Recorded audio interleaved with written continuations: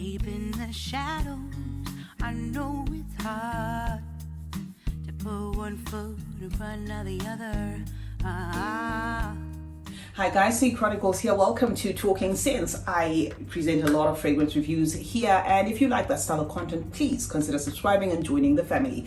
Now, to those who are returning, thank you so much for coming back. I'm still in Dubai. It's day 20. I am just reviewing fragrances that I'm gonna leave. Okay, I had actually picked two of these ones, but I'm gonna leave this because it's a little oil. I only noticed when I lifted it that this is too light. So I got gifted these by Khadlaj. One is Pink Musk. We're not reviewing this. I will review it as soon as I get home. I promise. The one I want to review for you is Musk Per Ember. You should be able to see this one filtering in the market pretty much in a week or two's time, because this is like almost 20 days of me being in Dubai, and they had said that late November, early December, these fragrances will be available. If not, then just look out, for the Khadlaj page, and of course keep tabs on them. When it comes to sampling these fragrances, you can get them at High Scent, and I'm going to leave, of course, the link in the description. So let us unbox this one together. This is Musk Per Ember. All right, so the assumption is it's going to have some musk, but let's see to what extent. It is a slide out box. These Middle Eastern companies don't joke when it comes to presentation, guys. So it is a slide out box. I'm hoping I'm going to be able to put it back the way it was in the parcels that I'm leaving here, because I'd hate to have them, just flying about. Okay, so this is the box, hardboard box. All right, and then it sits in there. Bottle is amazing. I love the bottle, and because I've packed away my blotters and all, I'm going to spray it in the container, and then we're going to delve into it. So the atomizer is a wide mist, but that doesn't bother me. All right, based on the notes that I actually saw on Instagram, this one listed a juicy pear, but I'm not getting that like in its prominence. Like, I wouldn't say this is a juicy, fruity type of scent. What I'm getting is a hazelnut and nuttiness. It's more of a nutty weight of a fragrance than it is a fruity scent. I actually remember, when I saw that pear, I was quick to think, oh, this is probably going to be in the Labelle type of, DNA, or in the Labelle twist. It's not. Nothing to do with Labelle. What you get mostly is a creamy, rich, slightly bitter hazelnut. That is what you get.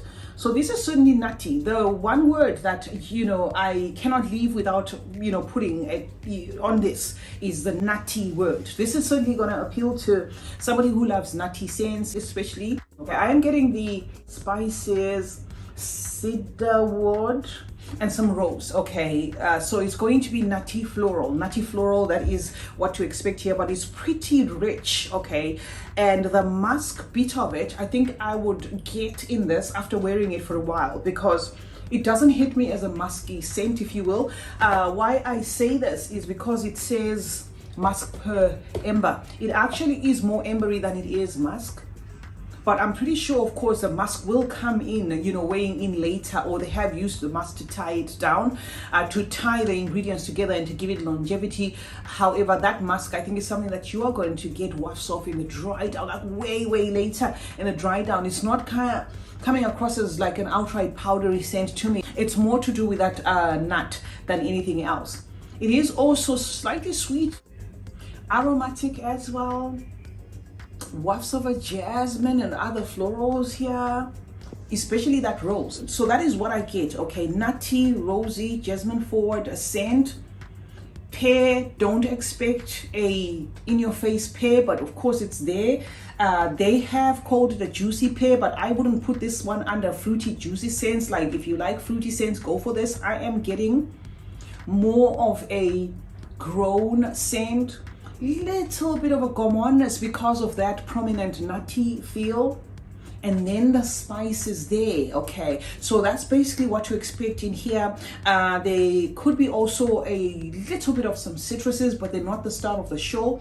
Why I say there could be a little bit of some citruses is now the nuttiness is still there, but there is something as well that's coming in as fresh to an extent, just slightly, but this is not a fresh scent, just slightly touch of fresh, which is something that I do get when a fragrance does include, you know, citruses and stuff. But I wouldn't again call this one a citrusy scent. It is definitely for the nut lovers. If you love your fragrances with a nutty accord, this is not going to disappoint you. At this point in time, it's seeming to me as though it's a standalone. However, if you have smelled very rich nutty fragrances, you may liken it, or you may feel as though you smelled it before, but I'm not getting a nuttiness that I get in, say, Shachaf Tonka. That's not what I'm getting. Though it's nutty, it's not like almondy nutty. I'm not getting that sort of nuttiness.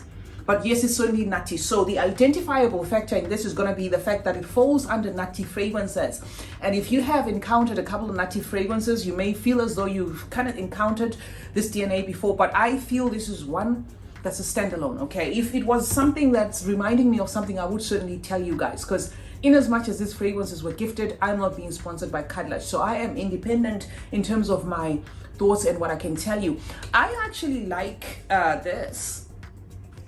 Okay, this is taking a completely different direction. Now I'm getting the weight of that musk, but still not coming across as powdery, just fusing and playing around with that nut. So yes, the musk does rise to the surface. This is elegant. I love this one. I think this is one that's going to be a hit when it finally does hit the market. The ones you've been seeing flying about will probably be from some of the sellers that bought them off Beauty World, that did the fast fingers first. This is different enough. It's unique.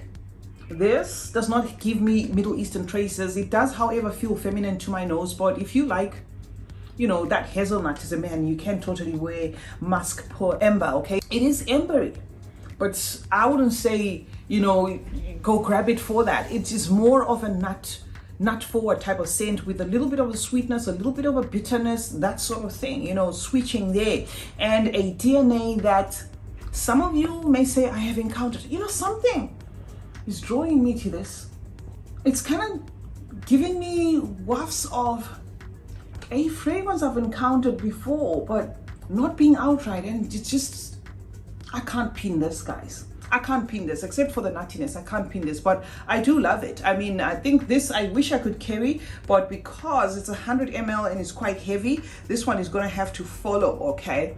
But I would love this, and I would get a lot of wears from this. This is not one, again, I can put seasons on. I think you can wear this all year round, but it is concentrated and thick enough to an extent that you could possibly wear this even in cooler weather. This is going to, you know, hold its own. The pink aspect of it may actually be shortchanging this fragrance, because I'm getting a rich fragrance here. I'm getting something that's deep, and sometimes pink can be associated with delicate and stuff. This is not delicate, but at the same time, it's not pushy, okay?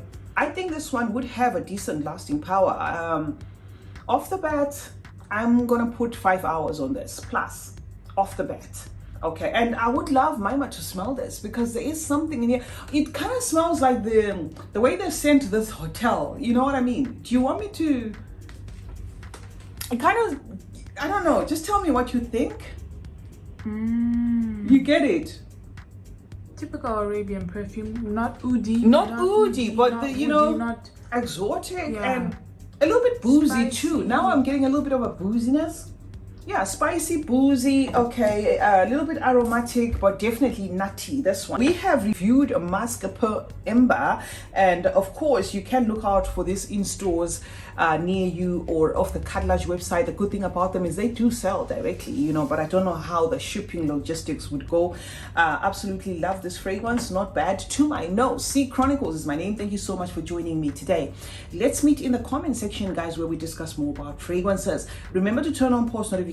That way you get to be notified anytime I upload a video. And no, this does not have a juicy pay. Let me just emphasize that. Love you as always, and I'll see you in the next one, guys. Remember, smelling good is a form of good manners. Cheers.